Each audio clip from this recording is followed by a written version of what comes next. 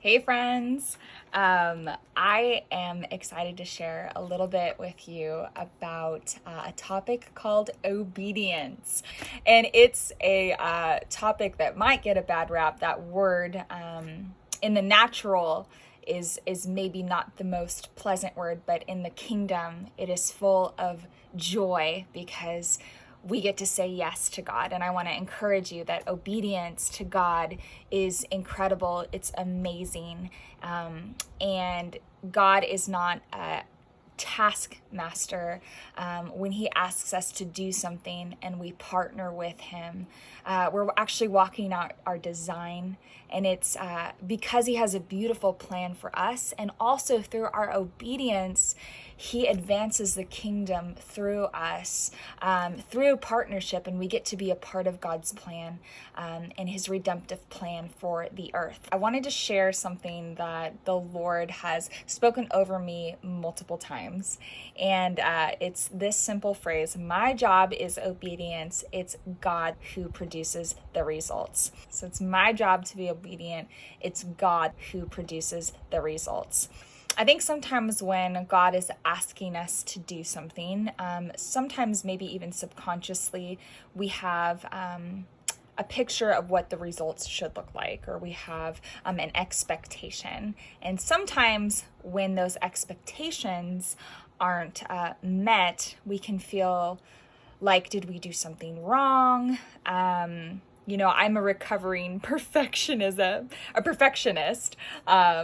So I say that because I used to be very gnarly, very, very hard on myself, and just requiring a lot of myself that is probably not even humanly possible. But we can feel like, yeah, did I do something wrong? Did I miss it somewhere? And I've found that sometimes when God is leading us to do something, it's for a completely different reason than what we perceive. God's purposes and plans are so much bigger than ours. And really, the reward, if you will, of obedience is obedience in and of itself. Like, the end goal is obedience. Any results that are produced out of that obedience are because of God, and ultimately anything that he invites us into is ultimately for him, even if those things that he invites us into are intended to bless others. Really, at the end of the day, it's first and foremost for him. I love the story of Abraham, and I just wanted to share a little bit from it. Out of Genesis chapter 22. And this is a case in point moment where God is asking Abraham to do something, and it's for a completely different purpose than how the story is unfolding, or what it looks like is unfolding. So God is asking Abraham to sacrifice his son, which is wild. And so he is obedient, and he continues to walk forward, and he goes to place Isaac, his son, on the altar. And verse 10, we're in 22, and Abraham stretched out his hand and took the knife to slay his son. But the angel of the Lord called to him from heaven and said, Abraham, Abraham. So he said, Here I am. Verse 12, and he said, Do not lay your hand on the lad, or do anything to him.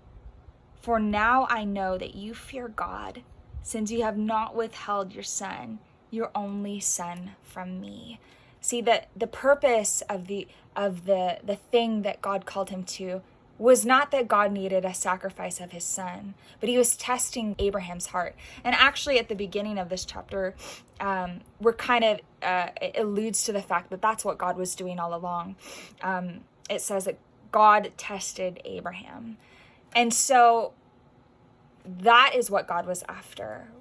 In Abraham's obedience, he was testing his heart to see if he would not withhold anything from him. And God saw that Abraham would not withhold anything. And I think, this is an example of sometimes when God calls us to do things, it's not really for the purpose that we felt.